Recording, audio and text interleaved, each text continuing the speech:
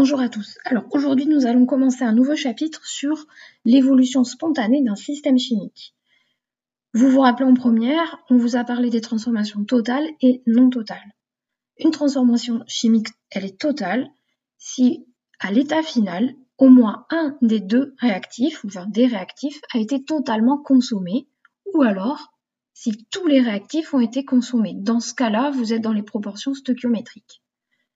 Ainsi, vous allez pouvoir, avec un tableau d'avancement, calculer l'avancement maximal.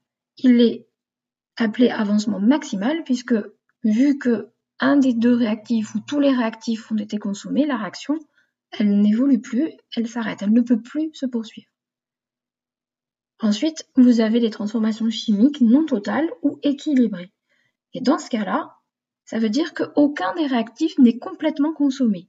Alors certes, leur quantité a diminué, mais au bout d'un certain temps, on se rend compte que le système chimique n'évolue plus alors qu'il y a encore des réactifs présents dans le milieu réactionnel. Et donc, il y a coexistence des réactifs et des produits. Et dans ce cas, l'avancement final, il existe, mais il est plus petit que l'avancement maximal. Alors, quelques notions de vocabulaire et notation. Pour une transformation totale, je vous ai mis un exemple ici, on va mettre une simple flèche.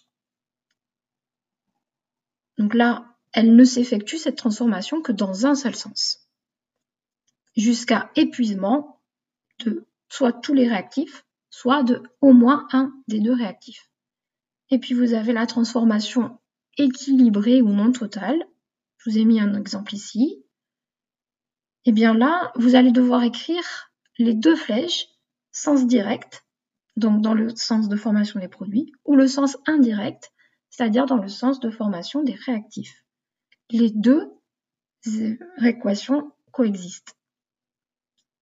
Donc une double flèche, et donc là, ça veut dire quoi ces doubles flèches? Ça veut dire que la transformation chimique, elle peut s'effectuer dans les deux sens. Je vais maintenant vous expliquer pourquoi les transformations non totales, on les appelle aussi transformations équilibrées. Donc en fait, je vais vous définir ce qu'est un état d'équilibre chimique. On va considérer la réaction équilibrée dans son cas le plus général, c'est-à-dire A plus B, donc deux réactifs, peuvent donner de façon équilibrée C plus D, les deux produits. On va étudier l'évolution de la vitesse de la réaction qui dépend de la concentration des réactifs au cours du temps. Alors lorsque vous faites le mélange de A et de B, rapidement la vitesse de la réaction de A plus B qui donne C plus D, elle diminue dans le temps. Pourquoi? Parce que les concentrations des deux réactifs, elles diminuent dans le temps. Du coup, la vitesse diminue. Mais elle n'est pas égale à 0. Pourquoi? Parce que au fur et à mesure que A plus B donne C plus D, C plus D, il s'accumule dans le milieu réactionnel.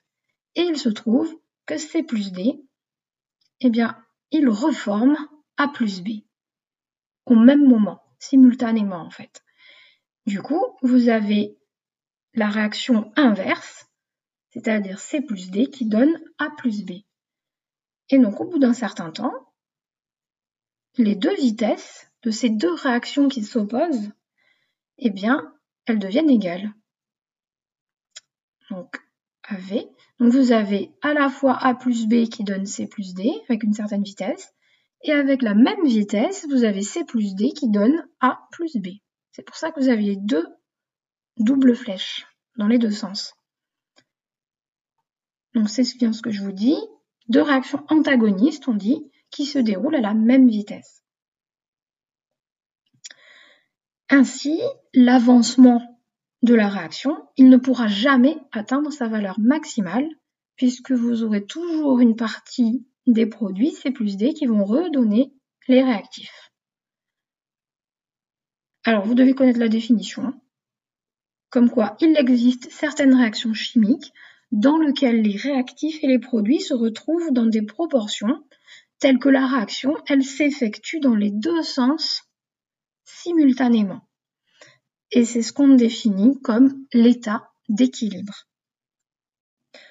Vous devez connaître ce qu'est le taux d'avancement d'une réaction chimique. Eh bien, comme son nom l'indique, il va donner une indication sur l'avancement de la réaction. Donc, taux, on l'appelle, et c'est le rapport de X final, l'avancement final, qui s'exprime en mol, sur l'avancement maximal. Donc, c'est un nombre sans unité, du coup, et pour les réactions qui sont équilibrées, comme vous aurez toujours l'avancement final qui est plus petit que l'avancement maximal, vous aurez toujours un taux inférieur à 1. Et pour une réaction totale, comme il y a égalité entre l'avancement final et maximal, finalement, eh bien, vous aurez taux qui sera égal à 1.